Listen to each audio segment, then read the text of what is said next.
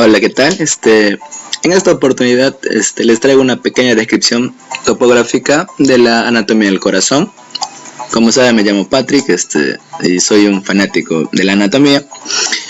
Y entonces lo que vamos a hacer hoy es un poco de la descripción no convencional del órgano, hablando funcionalmente, sino de la parte netamente estructural, que les va a servir mucho a los estudiantes de medicina y a los que están llevando el curso en estos momentos, ¿no? Que son los chicos de la UNAM. Para empezar, tenemos que mencionar algunos conceptos generales del corazón que debemos saber y debemos siempre tener en cuenta. Que el corazón es un órgano que se encuentra en la cavidad denominada el mediastino medio, que corresponde también al mediastino inferior, que se divide en tres partes, una anterior, media y posterior, con un contenido propio cada una, respectivamente. A su vez, el corazón se encuentra en la zona media de dos regiones laterales, que son las regiones pulmonares, que contienen el pulmón. A su vez, lo más importante que tenemos, que el corazón como órgano está cubierto por una capa fibrosa, denominado pericardio fibroso y pericardio seroso, que a su vez estos van a conformar las envolturas propias del corazón. A su vez, de estas dos capas, la que más nos importa o la que tiene mayor interés en el estudio es el pericardio seroso, que tiene dos láminas, una parietal y una visceral. El espacio que se va a formar entre la lámina parietal y la lámina visceral va a ser la que va a formar la cavidad pericárdica, que va a ser muy importante en las patologías como los derrames pericárdicos, taponamientos pericardios y en los procedimientos que hacen los médicos internistas, los cardiólogos intervencionistas en los drenajes respectivos, ¿no es cierto? Pues es importante conocerlo.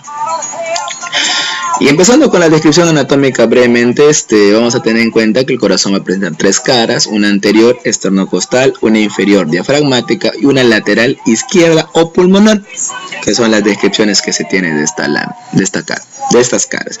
A su vez, cabe mencionar que el corazón en su parte superior o base va a presentar el origen de dos arterias muy importantes, la arteria pulmonar en este lado y la arteria aorta, que va a ser la arteria principal del organismo y que va a dar a muchas ramas colaterales que más adelante vamos a mencionar.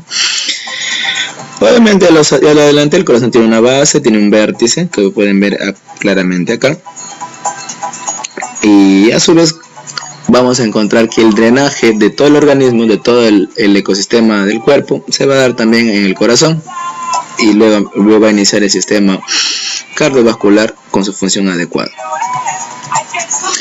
Entonces, vamos a hacer una pequeña mención de la cara anterior o cara esternocostal del corazón, la cual va a presentar en toda su extremidad anterior, desde la base hasta el vértice, un surco, que va a ser el surco interventricular, que va a dividir esta cara en dos porciones, una lateral derecha, otra lateral izquierda, convexa en todo su contenido, y va a encontrar relaciones principalmente con los vestigios del timo en el adulto, la cara posterior del esternón y el plastón esternocostal. A su vez, la cara esternocostal va a estar compuesta principalmente por toda la cavidad del ventrículo derecho, a su vez de la orejuela derecha, que es un gran reparo anatómico que podemos apreciar en esta zona. El surco interventricular que les mencioné va a estar compuesto por los vasos interventriculares, ya sea arteria ya sea vena, y a la vez la arteria rama de la arteria coronaria izquierda.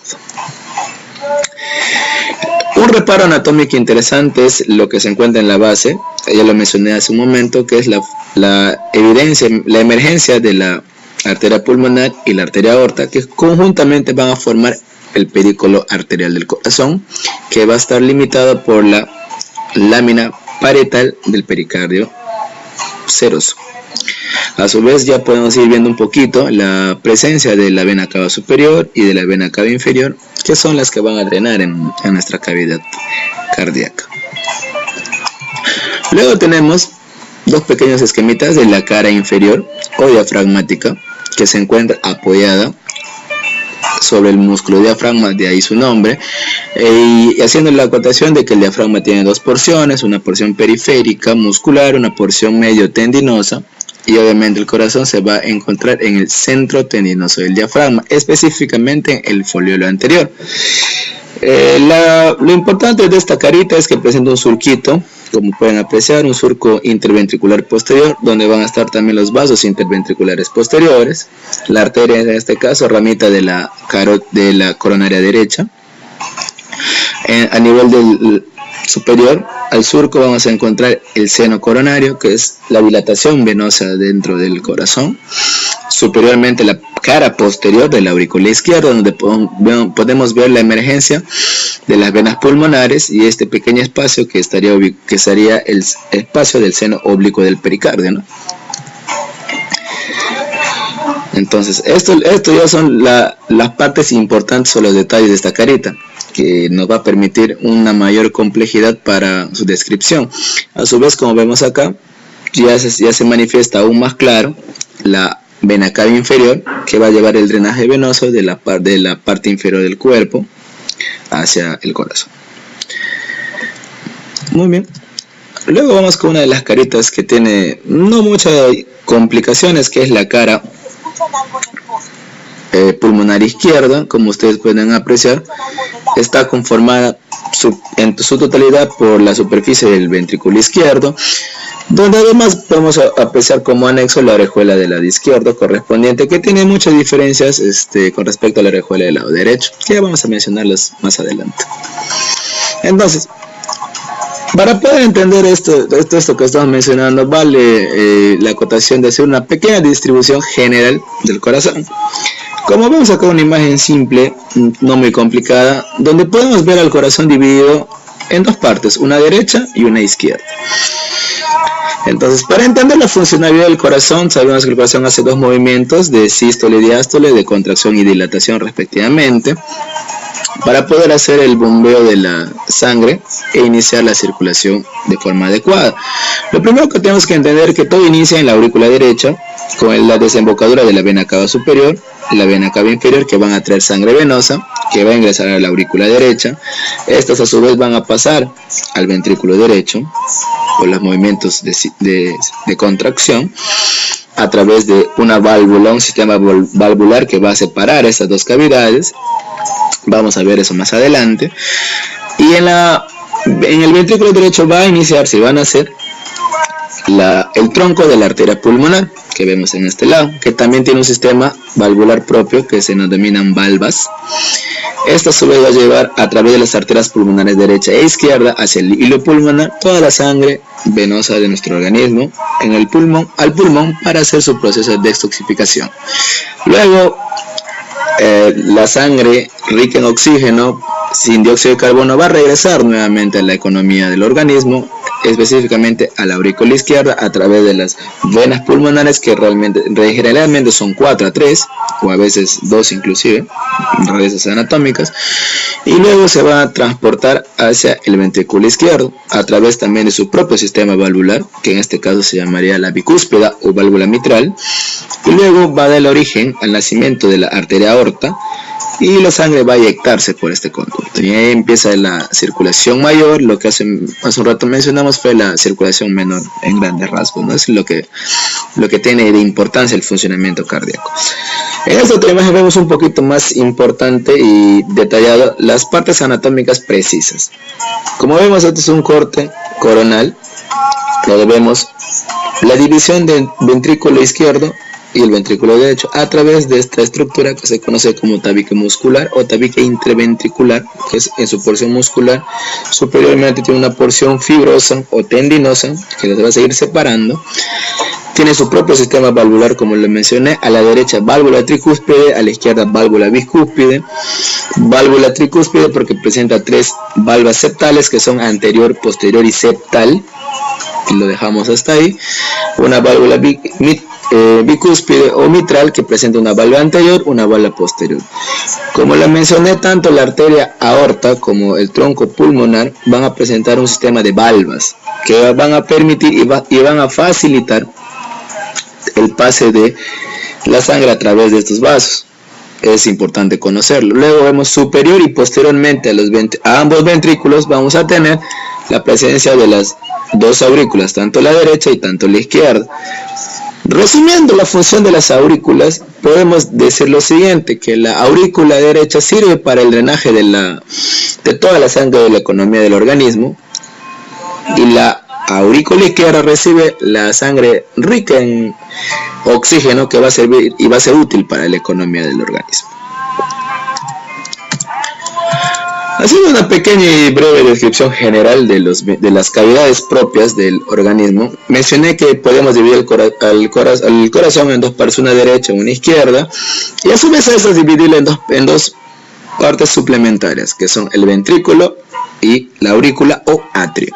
En este caso, una primera estructura importante es el ventrículo derecho, que es en esta imagen conocida de un libro de anatomía que se usa mucho, el libro de Rubier. Vemos a la cavidad del ventrículo derecho, donde podemos ver el sistema valvular tricuspidio, y lo más importante que se puede apreciar aquí es lo siguiente: son estas pequeñas trabéculas carnosas, que se llaman así, trabéculas carnosas, que tabican y que rodean toda la cavidad del ventrículo derecho, que son dilataciones carnosas que se dividen en tres órdenes: primero, segundo y tercer orden. Las de primer orden son los también conocidos como músculo papilar anterior. En el lado derecho solo tenemos uno, y los otros dos de segundo y tercer orden son dilataciones en las paredes del ventrículo, tanto anterior tanto posterior, y la diferencia primordial es que las trabéculas carnosas de segundo orden presentan una unión en los extremos y el cuerpo está libre, y las de tercer orden se encuentran adheridas en toda su superficie a la cavidad ventricular. Lo importante acá que vemos de las válvulas septales, que son, como les mencioné, anterior, posterior y septal, que es la de acá, presentan dos caras: una cara parietal, donde se insertan unas pequeñas liguitas o hilos que denominadas cuerdas tendinosas. En toda la cara parietal presentan una cara axial o posterior, en la cual no hay inserción de estas cuerdas tendinosas, un borde adherente que se une a todo el orificio atrioventricular, y un borde libre donde también se insertan las cuerdas tendinosas. Vale mencionar que la válvula septal presenta un músculo papilar importante denominado músculo papilar del cono arterioso, ese es su nombre, que lo caracteriza principalmente de las demás estructuras. Esta estructura del músculo papilar anterior presenta una trabécula de segundo orden importante, la trabécula septomarginal o banda moderadora.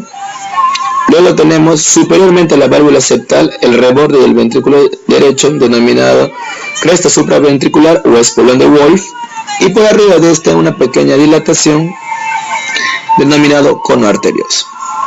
Superiormente vemos el sistema de valvas del tronco pulmonar, como lo apreciamos acá, del nombrecito, que está compuesto de tres valvas, una anterior, dos posteriores, y tiene características propias, que son un borde libre, un borde adherente, una cara cóncava y una cara convexa, parietal y axial respectivamente. Y lo interesante es que el borde superior de cada valva presenta una dilatación media, que se conoce con el nombre de nódulo de la valva semilunar. En el caso del tronco pulmonar también se llama nódulo de Morgandi, que le hace característico, y es lo más importante que hay que tener en cuenta en esta estructura.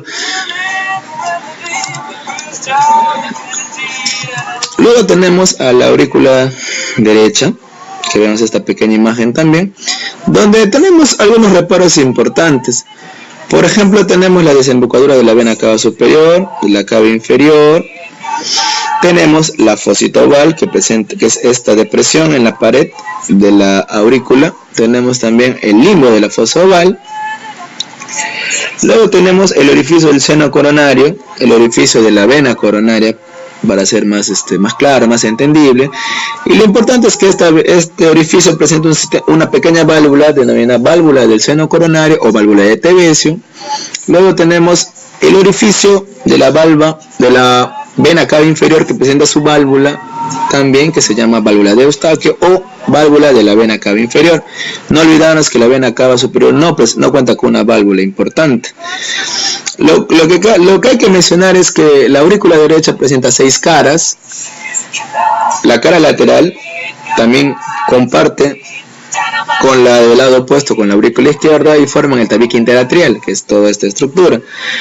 Y en la cara medial de la aurícula tenemos estas tabicaciones denominadas músculos pectíneos, que están en el extremo anterior de la pared lateral de la aurícula derecha. En una visión superior podemos apreciar claramente el sistema valvular tanto del tronco pulmonar y de la arteria aorta, donde vemos las válvulas respectivas, que vale saber y vale entender que las del tronco pulmonar es una anterior, dos posteriores, y de la aorta son dos anteriores y una posterior.